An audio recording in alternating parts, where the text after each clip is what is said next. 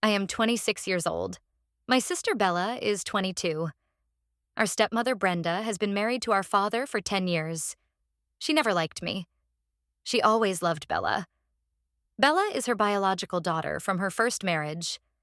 I am my father's daughter from his first marriage. My mother passed away when I was a child. Brenda came into our lives a few years later. She tried to be a mother to me at first, but her efforts felt thin. They felt like a performance. With Bella, it was different. Her love for her own daughter was a roaring fire. Her affection for me was a tiny, flickering candle that she often forgot to light.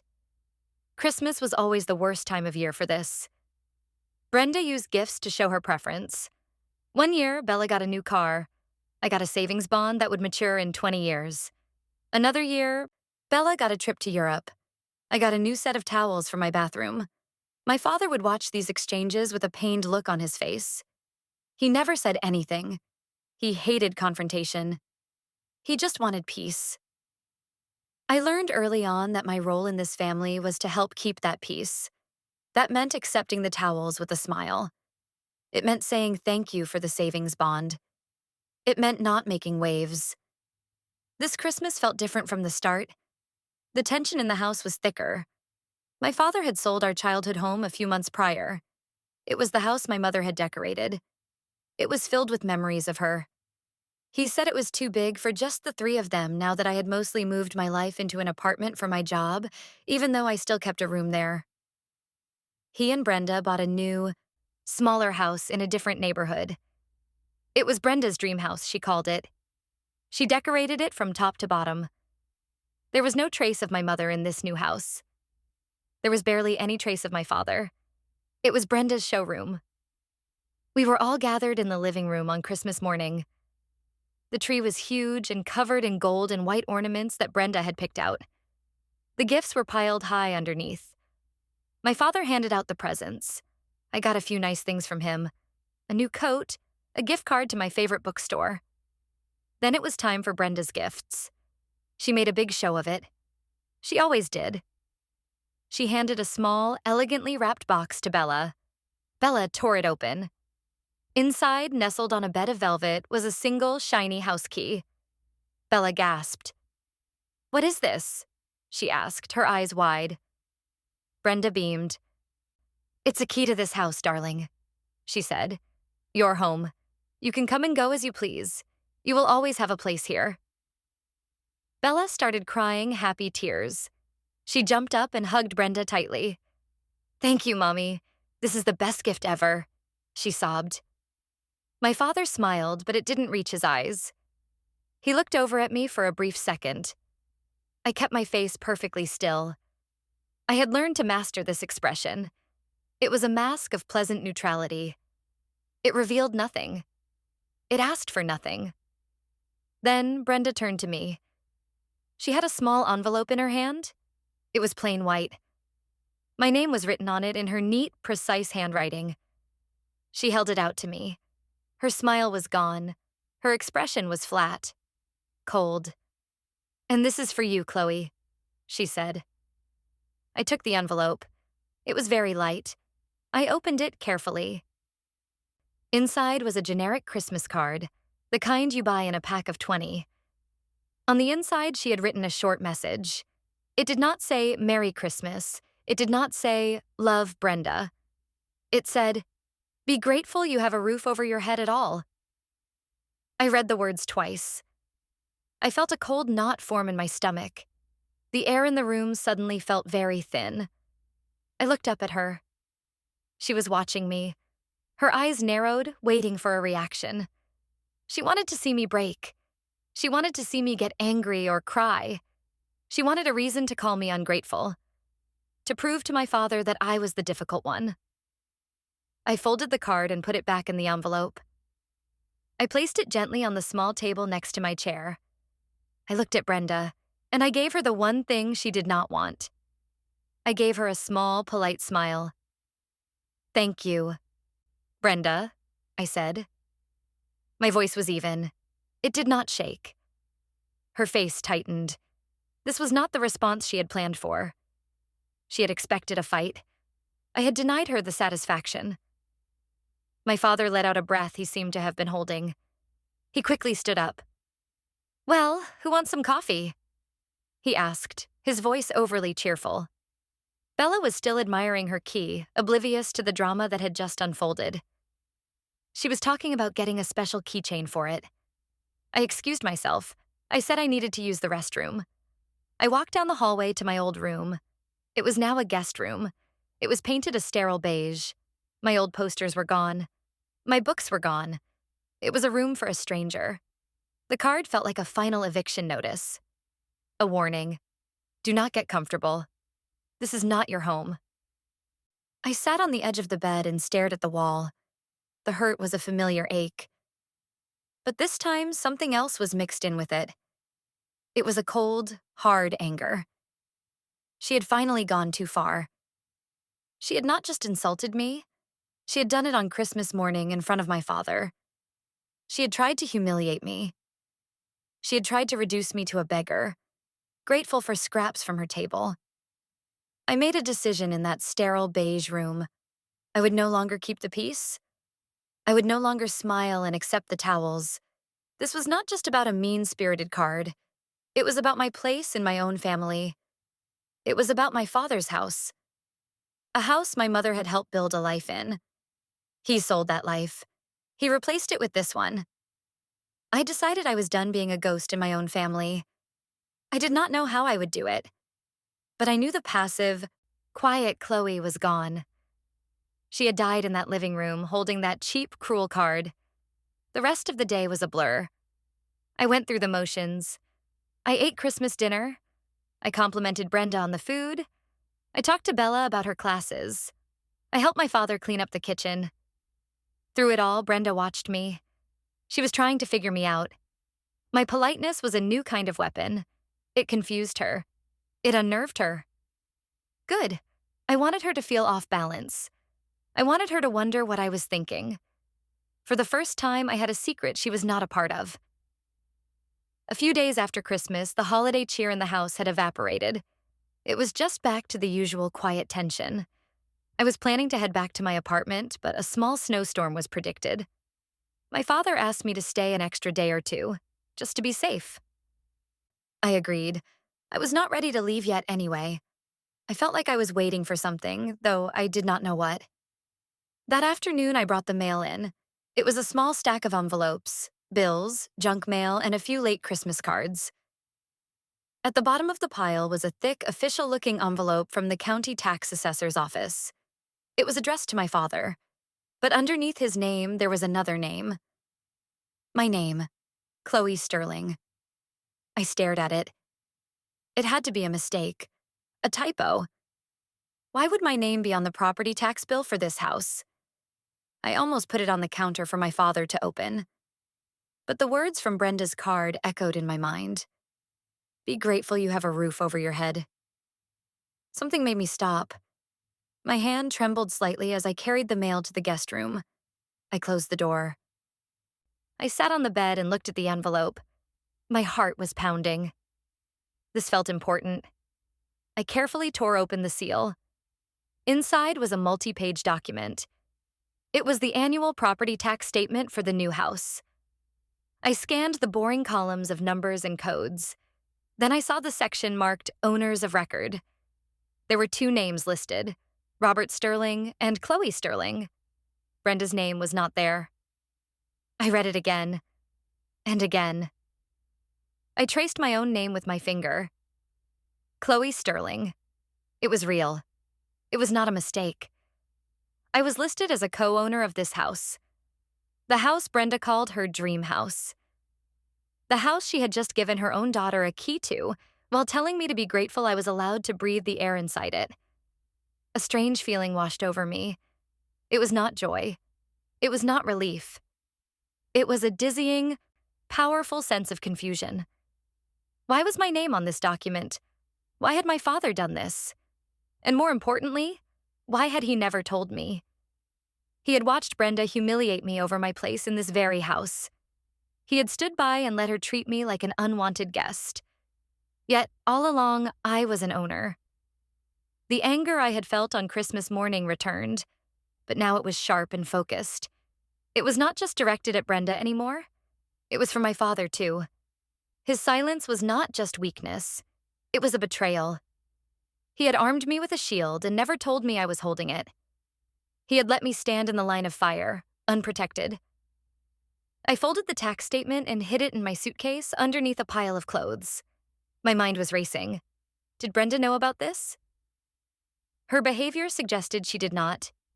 If she knew I was a co-owner, she would not have been so bold. She would not have been so cruel. She would have used a different tactic. This meant my father had done this secretly. He had put my name on the legal documents for the house without telling his own wife. The question was why. Was it a moment of guilt? A rare act of fatherly protection? Or was it something else? I needed to understand the full picture before I did anything. This was not just a piece of paper. This was leverage. This was power. And I was going to learn exactly how to use it. My first step was to get more information, quietly. I could not confront my father directly. He would shut down or, worse, tell Brenda. I needed concrete proof that was separate from this tax bill. I went to my laptop and opened a web browser. I searched for the county's property records database. It was public information. All I needed was the address. I typed in the address of Brenda's dream house. My fingers hovered over the enter key for a moment. This felt like crossing a line. I was investigating my own family, but Brenda had drawn that line on Christmas morning. I was just stepping over it. I clicked search. The property details loaded on the screen. Address, parcel number, assessed value, and then the section I was looking for. Ownership history. The most recent entry was the sale from a few months ago. I clicked to expand the details. The page refreshed, showing the title transfer document. Grantor, the previous owner. Grantee, Robert Sterling and Chloe Sterling, as joint tenants with rights of survivorship. There it was, in black and white on an official government website. Joint tenants with rights of survivorship. I knew what that meant from a business law class I had taken in college. It meant that if one owner died, the other owner automatically inherited the entire property. It bypassed wills. It bypassed spouses. If my father passed away, this house would belong to me. Entirely. Brenda would have no claim to it. She would be living in my house. The cold knot in my stomach dissolved. It was replaced by a surge of adrenaline. This was not just my father feeling guilty. This was a calculated legal move. He had protected me. He had protected my inheritance from his wife. He had done it silently, secretly, because he was too afraid to do it openly. He had chosen the path of a coward, but the destination was one of courage. My anger toward him softened slightly. It was still there. But it was now complicated by a strange sense of pity. He was so trapped by his desire for a peaceful life that he had to hide his acts of love for his own daughter. He had to sneak my name onto a deed like a thief. But that did not change my situation. I was still the one who had to live with the consequences of his silence. I was the one who had to endure Brenda's cruelty. Now, I had the power to end it. I saved a PDF of the deed to a hidden folder on my computer. I also took a screenshot with my phone and saved it to a secure album. I needed my own copies. I could not rely on the tax bill I had hidden. My next step was to understand Brenda's perspective. Or rather, her ignorance. I needed to be sure she did not know. The next morning, I found her in the kitchen, sipping her coffee and scrolling through her tablet. I decided to test the waters. I leaned against the counter, trying to look casual. "I've been thinking," I began. "This is such a beautiful house. You and Dad must be so happy here." Brenda looked up from her tablet, her eyes suspicious. "We are," she said curtly. "It's our fresh start." The emphasis on "our" was not lost on me. "I was just curious about the whole process," I continued, my voice light. "Buying a house seems so complicated. All that paperwork with the title and everything." She scoffed. "Robert handled all of that boring stuff. I just handled the important part, the design, making it a home. She waved her hand around the pristine kitchen as if to prove her point. It was the answer I was hoping for. She had willingly stayed ignorant of the details she deemed boring. She had trusted my father to handle the legal side of things, never imagining he would do something that did not benefit her. Her arrogance was her weakness. That makes sense, I said with a nod. Dad is good at that sort of thing. I felt a small, grim smile touch my lips as I walked away. She had no idea. She was the queen of a castle she did not own, and the person she considered a peasant was on the deed. The irony was so thick I could almost taste it. My plan began to form. It was not going to be a loud, angry confrontation. That was Brenda's style. Mine would be quiet. It would be strategic. I would not just defend my position. I would dismantle hers. I would use her own actions, her own words against her. She had built this perfect life, this perfect house on a foundation of lies and cruelty. I was about to show her the cracks. I decided to stay a few more days. I told my father my boss was letting me work remotely because of the weather.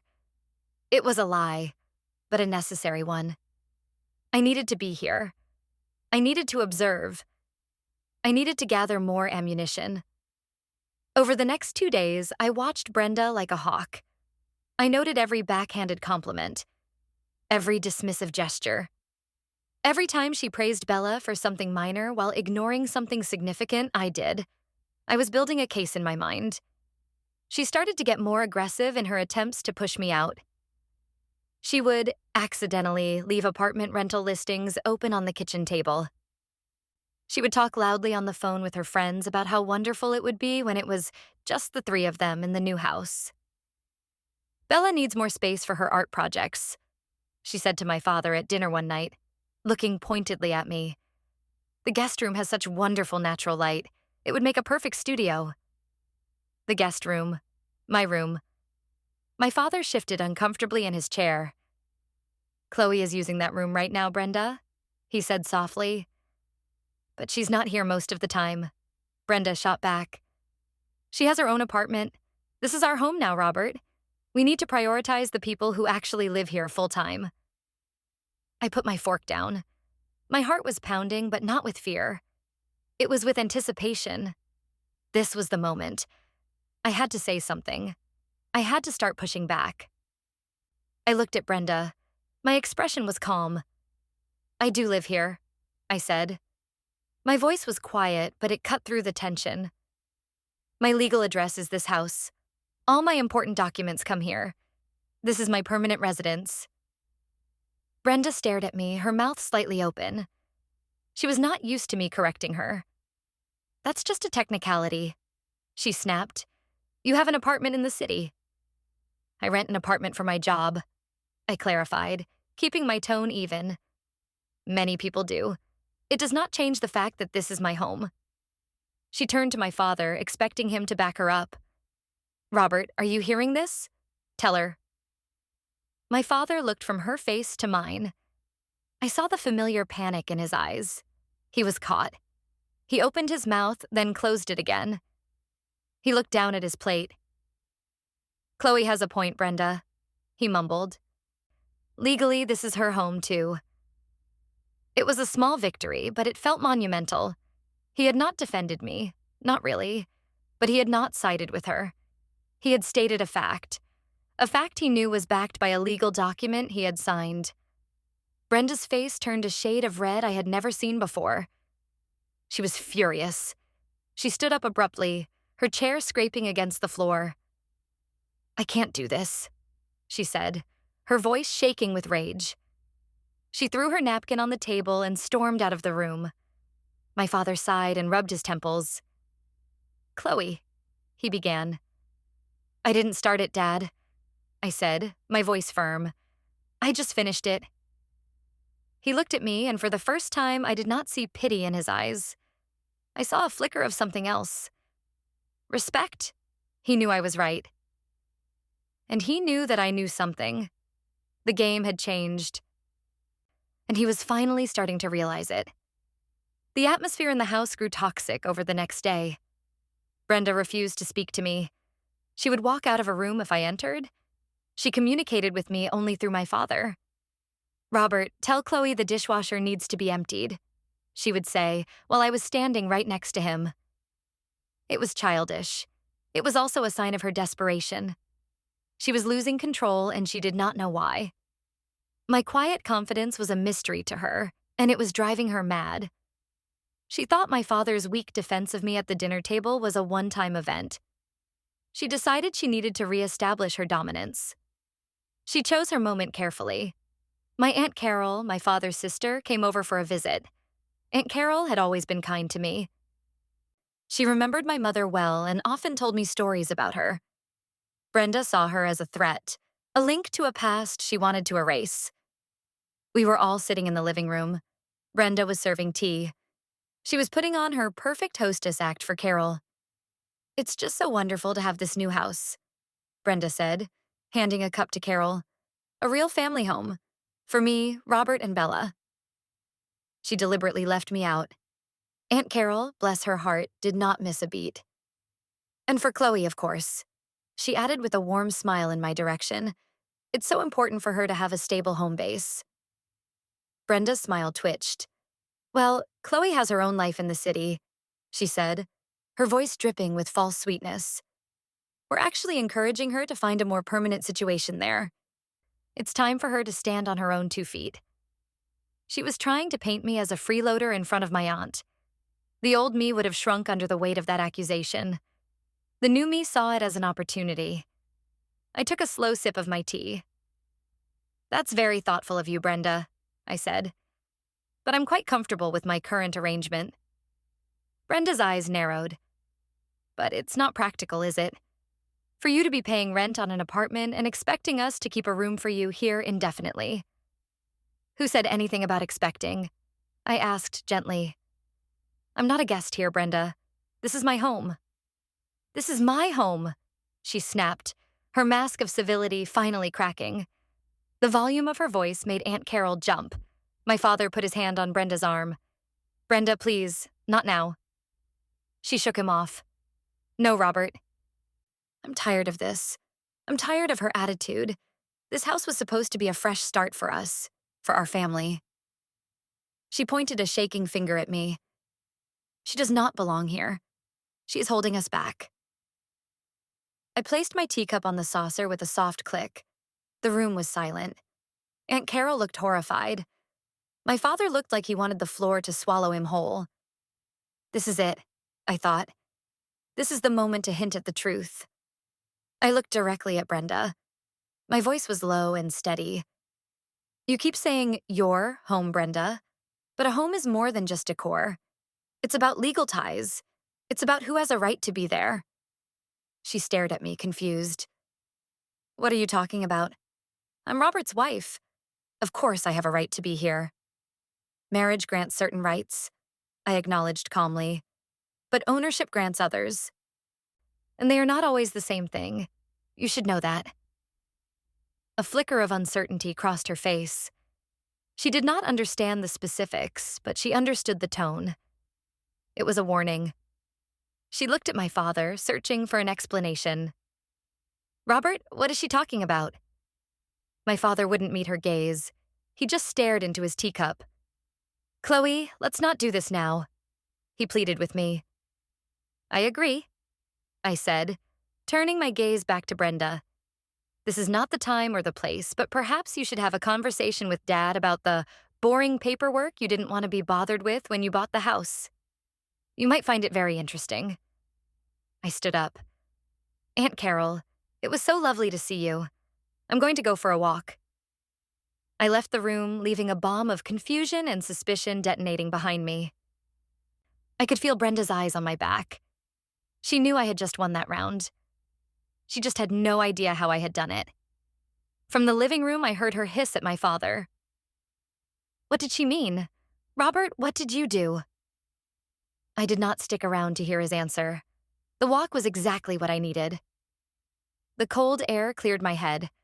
My heart was still racing, but I felt a sense of control I had not felt in years.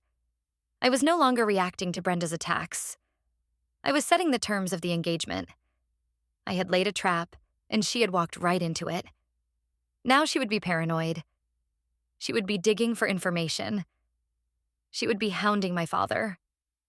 Her perfect, controlled world was starting to crumble, and I had only used a few carefully chosen sentences. When I returned to the house an hour later, it was silent. Aunt Carol's car was gone. I found my father sitting alone in the kitchen, staring at the wall. He looked exhausted. She went to her sister's house. He said without looking at me, "She's furious." "At me or at you?" I asked, leaning against the doorframe. He finally turned to look at me. His face was a mixture of guilt and fear. "At both of us. She thinks we're conspiring against her." "Chloe? What do you know?" It was the first time he had ever asked me a direct question about my conflict with Brenda. It was the first time he had acknowledged that I might have a perspective worth hearing. I walked over and sat down at the table across from him. "I know my name is on the deed, Dad," I said quietly, "as a joint tenant with rights of survivorship." He closed his eyes and let out a long, slow breath. It was a sound of resignation.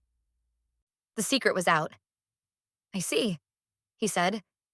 "You got the tax bill." "I did," I confirmed. "Why didn't you tell me?" He opened his eyes. They were filled with a deep, weary sadness. "I was afraid," he admitted. His voice was barely a whisper. "I was afraid of how Brenda would react. She can be very difficult when she doesn't get her way. I wanted to protect you, Chloe. Your inheritance. The money from your mother's house was used for the down payment on this place. I couldn't let that just disappear if something happened to me. It wouldn't have been right." I listened to his words. It was everything I had suspected, but hearing him say it made it real. He had tried to do the right thing. He had just been too weak to do it openly. "So you let her treat me like an intruder in a house I co-own?" I asked. The anger was still there. A hot coal in my chest. "You stood by and watched her try to kick me out? You let her hand me that card on Christmas morning?" Tears welled up in his eyes. I know I'm a coward, Chloe. I am so sorry. I just wanted to keep the peace. I thought if I just let her have her way on the little things, it would be okay.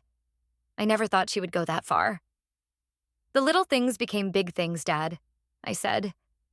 "There was the car, the trip to Europe, the constant comments, and it all led to this. Her trying to erase me from this family, from this house." "I know," he said, his voice thick with emotion. "I let it happen, and I am sorry." We sat in silence for a long time. His apology did not fix 10 years of neglect. It did not erase the hurt. But it was a start. It was an admission of his failure. "What are you going to do?" he finally asked. It was the real question. What was my plan? "I'm not going to let her push me out," I said firmly. "I'm not going to be silent anymore. This is my home, and she needs to understand that." "She's not going to accept it," he warned. "She will fight this." "Let her," I said. "This time I'm ready for a fight." I knew my next step had to be a legal one. My father's confession was one thing. A lawyer's advice was another. I needed to know exactly what my rights were and how to enforce them. I made an appointment with a property lawyer for the following day. I told my father I was going into the city for a meeting. I did not tell him what kind of meeting. I did not trust him not to panic and try to talk me out of it. This was my battle to plan. The lawyer's office was in a tall building downtown. It felt a world away from the suffocating quiet of Brenda's dream house. The lawyer, a sharp woman named Ms. Davis, listened patiently as I explained the situation. I showed her the PDF of the deed I had saved. She reviewed it carefully. "The document is clear," she said, looking up at me. "You and your father are joint tenants with rights of survivorship. This means you each have an equal and undivided interest in the entire property." "What does that mean exactly? In simple terms?" I asked. "It means you have as much right to be there as he does." she explained. You can't be evicted. You can't be told to leave. You have the right to occupy the entire property. So does he. His wife, your stepmother, is essentially a guest. Her right to be in the house is entirely dependent on the permission of the owners. In this case, you and your father. The words hung in the air. A guest. Brenda, who lorded her position as lady of the house over me, was a guest. I was an owner. So if he agreed with her that I should leave, I started. He can't force you out, Ms. Davis said firmly. One owner cannot evict another owner. To force a change, one of you would have to file a lawsuit for partition, which asks a court to either physically divide the property or, more likely, order it to be sold and the proceeds split. That is a long and expensive process. It's not something you do to kick someone out for the weekend. She leaned forward. And the rights of survivorship are crucial. If your father passes away, you automatically become the sole owner of the property. It does not go into his estate. It does not go to his wife. It goes to you. It seems to me your father was trying to create a very specific estate plan to protect your interest in this asset. Her words confirmed everything. I felt a surge of confidence. I was not just emotionally in the right, I was legally in the right. I had the law on my side. What should I do? I asked. That depends on what you want, Ms. Davis said. Do you want to force a sale? Do you want to formalize a living arrangement? Or do you simply want to be left alone in your own home? I want to be left alone, I said without hesitation. I want the harassment to stop. I want her to understand that she has no power over me in that house. Then your best tool is information, the lawyer advised. You don't need to be aggressive. You just need to be clear and firm about your legal rights. I suggest you get a certified copy of the deed from the county records office. It's more official than a printout from a website. Keep it with you. The next time she tells you to leave her house, you can calmly inform her that it is, in fact, your house too, and you will be staying. She gave me one last piece of advice. Do not get into screaming matches. State the facts. If she becomes threatening, you can call the police. But it sounds to me like the person who will be most threatened is her, once she understands the legal reality of her situation. Her power is built on the assumption that she is in charge. This document proves she is not. I paid her for the consultation and left the office feeling 10 feet tall.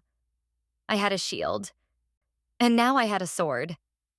The sword was the truth. I went straight to the county records office. I filled out the form, paid the fee, and waited.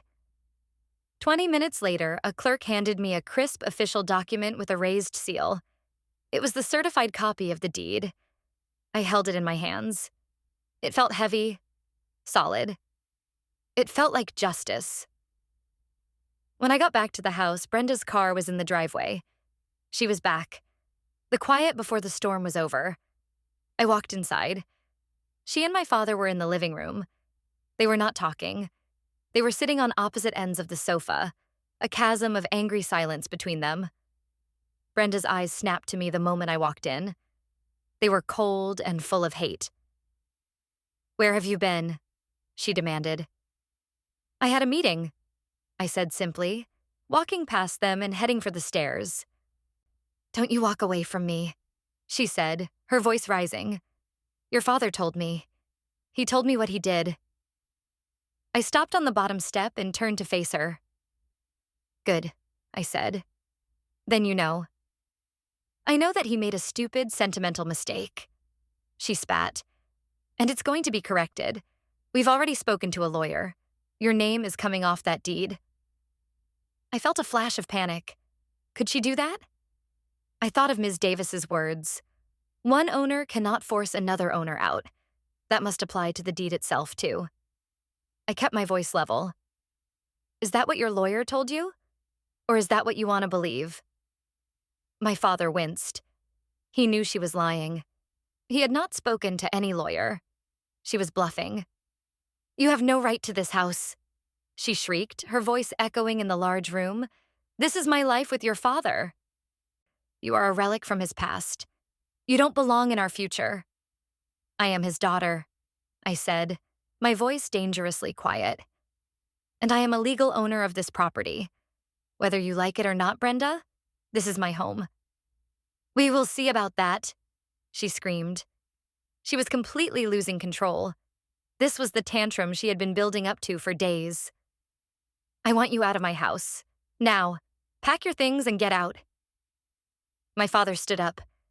Brenda, stop it. You can't do that. Watch me, she yelled at him.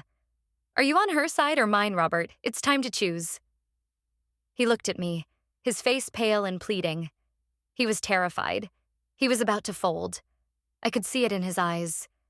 He would do anything to make the yelling stop, even if it meant throwing me under the bus. But I was not going to let him. I had come too far. My heart is pounding in my chest. This is the moment. All the planning, all the quiet anger, it all comes down to this. I feel a strange calm settle over me. I look past my father, directly at Brenda. Her face is red and contorted with rage. She feels powerful. She thinks she has him cornered. She thinks she has me cornered. You're right, Brenda, I say. My voice is clear and steady. It cuts through her anger. It is time to choose, and it's time for you to understand the reality of the situation. I walk down the one step I had taken. I walk over to the coffee table. I open my purse and take out the certified copy of the deed. I unfold it and place it on the table in front of her. You keep calling this your house, I say. I think you need to read this document. Carefully. She stares at the deed, then up at me. Her eyes full of suspicion. I don't need to read anything. I know what it is. It's a mistake. It's not a mistake, I say. It's a legally binding title document. It lists the owners of this property. Read the names, Brenda. She snatches the paper off the table. Her eyes scan the page, her breath coming in short, sharp gasps. I watch her face as the truth sinks in. I see the exact moment the words, joint tenants with rights of survivorship, register in her brain. I see the color drain from her face. She looks up at my father, her expression one of utter betrayal. What is this? She whispers. Her voice is hoarse. The rage is gone, replaced by a chilling dread. It's exactly what it looks like, my father says, his voice heavy with defeat. I put Chloe's name on the house, to protect her. Brenda's hands are shaking. She drops the deed onto the table as if it had burned her. To protect her? From what? From me? Yes, he says simply. The silence in the room is absolute. The power has shifted. It is as if a switch has been flipped. Brenda is no longer the queen in her castle. She is a guest who has just been informed of the house rules. She turns her gaze back to me. The hatred is still there, but now it's mixed with something new. Fear. You think this changes anything? She hisses, trying to regain some semblance of control. I am his wife. This is a marital asset. I will get my half. I almost feel sorry for her. She is so used to getting her way that she cannot comprehend a situation where she has no legal standing. You should have talked to a real lawyer, Brenda, I say calmly. Not the one you invented this afternoon. The house was purchased with a down payment from the sale of my mother's house. Dad used that money and put my name on the deed from day one. It was never a marital asset in the way you think. And even if it were, you can't force an owner to leave. I have an equal right to be here. In fact, I add, letting the words land with deliberate precision. As a non-owner, your right to be here is entirely at the discretion of the owners. That's me. And Dad. Her mouth opens, but no sound comes out. She looks like a fish gasping for air. She looks at my father, desperately searching for him to deny it. To save her. He just looks at the floor. She's right, Brenda, he says quietly. Her lawyer is correct. The word lawyer hits her like a physical blow. She realizes I have not just been guessing. I have been preparing. I have been building a fortress around myself while she was busy trying to tear down my tent. So this is it? She says, her voice trembling. You two have been plotting this behind my back? You have it backwards, Brenda, I say. There was no plot. There was just you, pushing and pushing until you pushed me into a corner. You just didn't realize the corner was a stronghold. You did this to yourself. Your cruelty, your insults, your constant need to make me feel small in my own father's house. It all led here, to this moment. I lean forward slightly. You told me to be grateful. And you know what? I am. I'm grateful you showed me exactly who you are. And I'm grateful you pushed me to find out the truth. Because now, we are all going to live with that truth. She stares at me, her mind clearly racing, trying to find a way out, an angle, a weakness. But there is none. I have the law, I have the document, and I have the truth. She has nothing but her own bitterness. So what now? She asks, her voice barely audible. You're just going to stay here? In my home? This is not your home, Brenda, I say, the words firm and final. It is my home, and Dad's home. You are a resident here, and your comfort will depend entirely on your ability to treat me, the other owner, with respect. The days of you insulting me are over. The days of you trying to push me out are over. There will be no more talk of turning my room into an art studio. There will be no more nasty cards on Christmas. There will be mutual respect, or there will be consequences. She looks at my father, one last, desperate appeal. Robert? He finally looks at her. The fear is gone from his face. It has been replaced by a quiet resolve. He has seen the new dynamic. He has seen my strength. And perhaps it has given him some of his own. Chloe is right, he says. This is how it's going to be. No more fighting. No more cruelty. We will live here, together, as a family. And you will treat my daughter with the respect she deserves. The finality in his tone is her undoing. Brenda crumples. Not literally, but her entire posture deflates. The fight goes out of her. She has lost. She has been completely and utterly defeated. She sinks back onto the sofa and stares blankly at the wall, the certified deed lying on the table between us like a treaty signed after a war. She did not even know she was fighting until it was over. The aftermath was not loud or explosive. It was quiet and suffocating.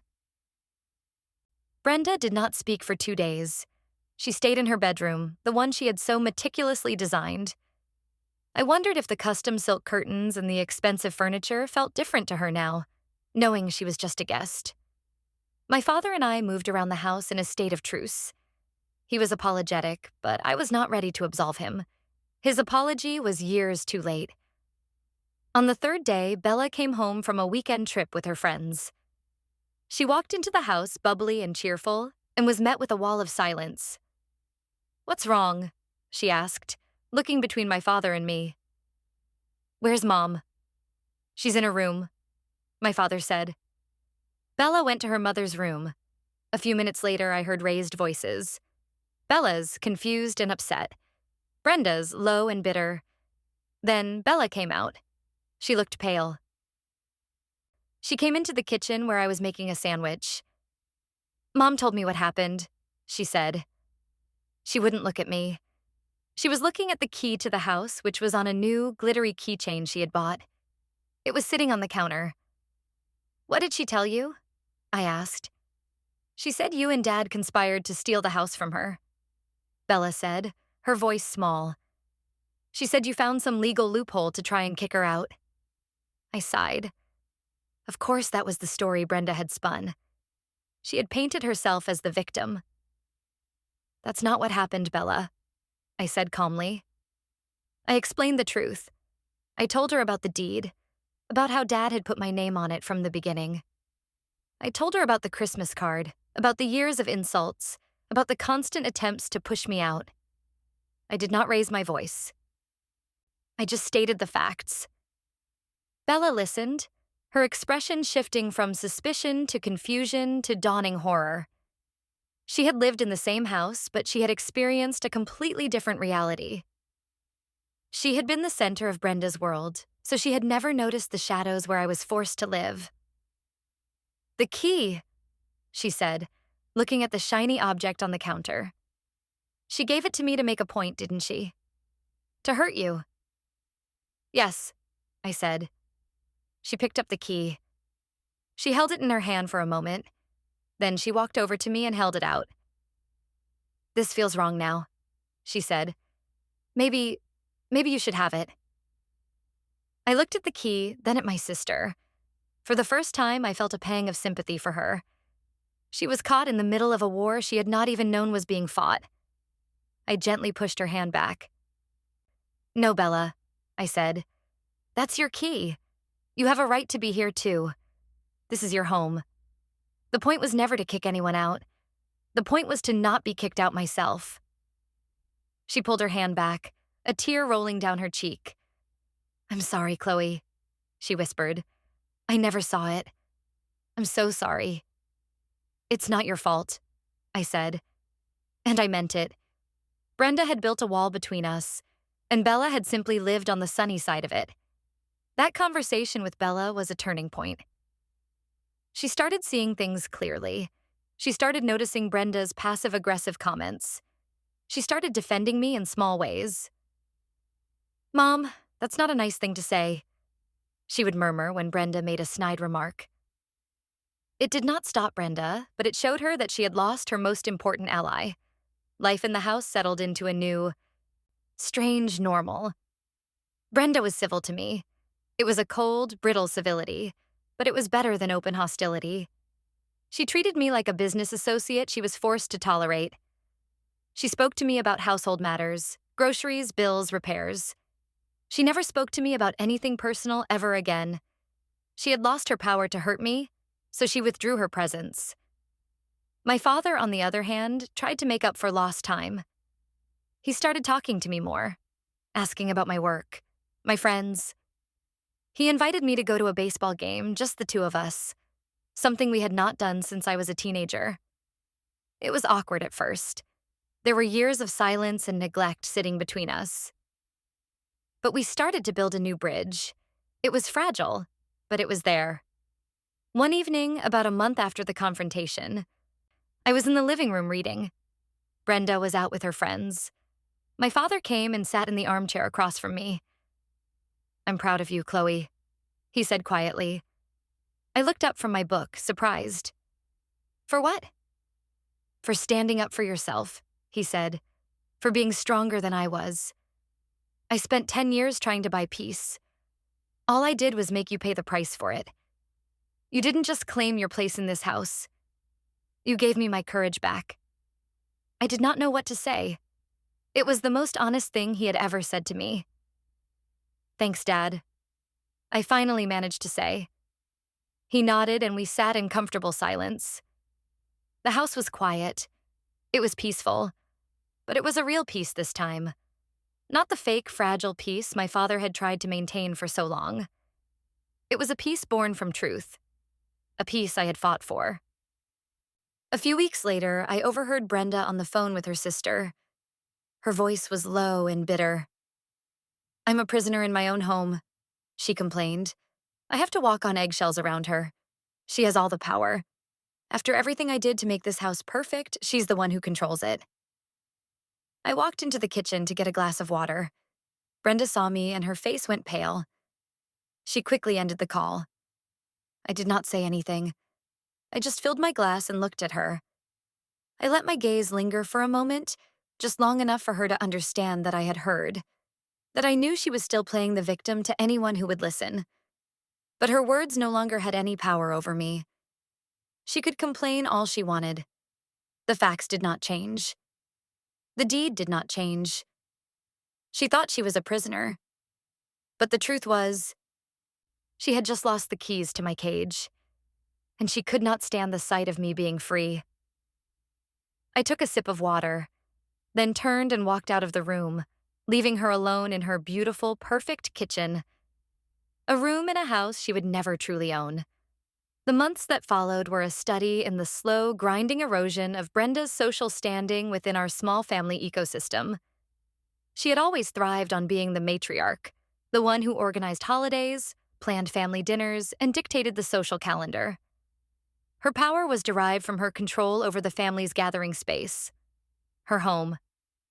Now, that foundation was fractured. The home was not hers alone, and everyone knew it.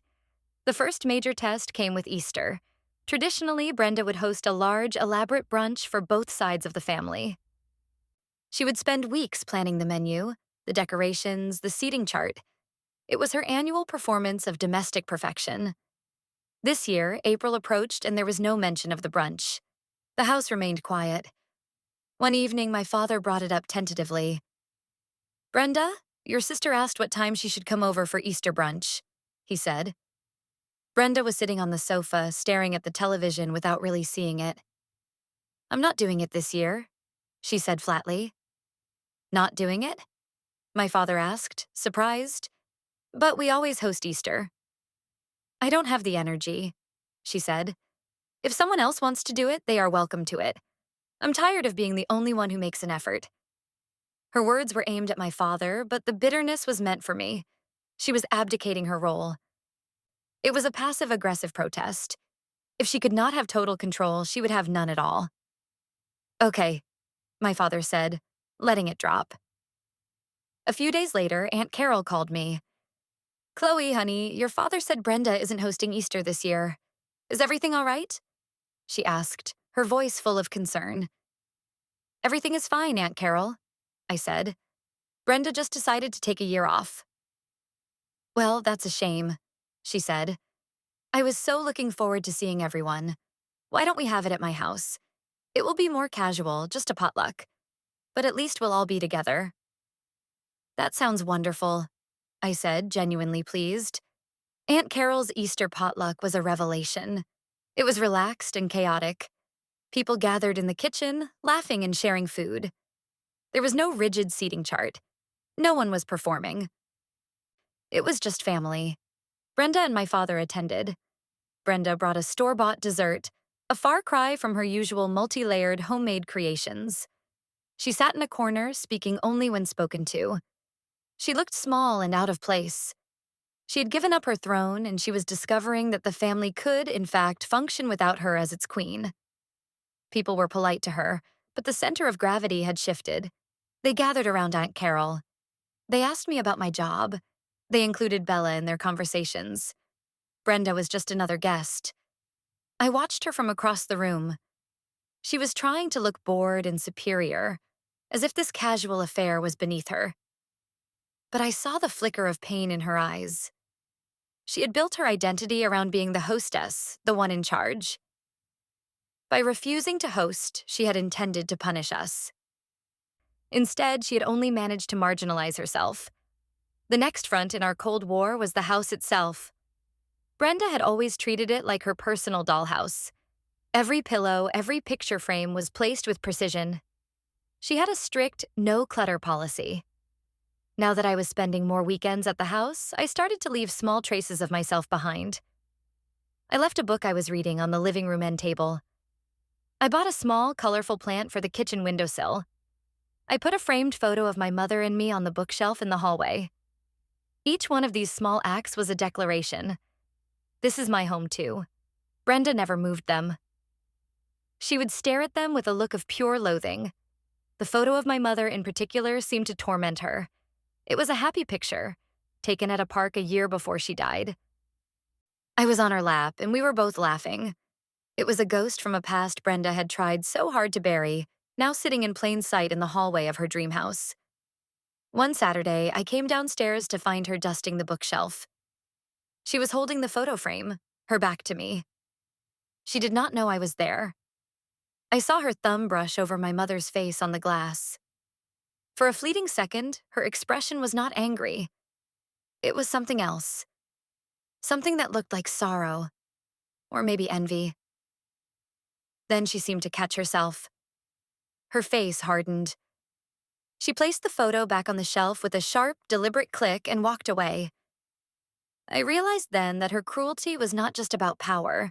It was about insecurity. She had spent a decade trying to fill my mother's shoes, and in her mind, she had never quite succeeded. My very existence was a reminder of the wife who had come before her. By trying to push me out, she had been trying to push my mother's memory out. and she had failed. My relationship with my father continued to improve, slowly and cautiously. We started a new routine. Every Sunday morning, we would go for a walk in the nearby park, just the two of us. We talked about everything and nothing: the weather, sports, his work. It was his way of rebuilding the connection he had let wither. During one of these walks, he stopped and turned to me. "I'm thinking of making some changes," he said. "What kind of changes?" I asked. "With my will," he said. "When I put your name on the house, it was a quick fix, a way to protect that one asset. But the rest of my estate, it's not set up fairly. As it stands now, Brenda would get almost everything else. I don't think that's right anymore." I was stunned. This was a huge step. His will was the ultimate expression of his wishes, and for him to reconsider it was a sign of a profound internal shift. "I've been thinking about your mother," he continued, his voice soft.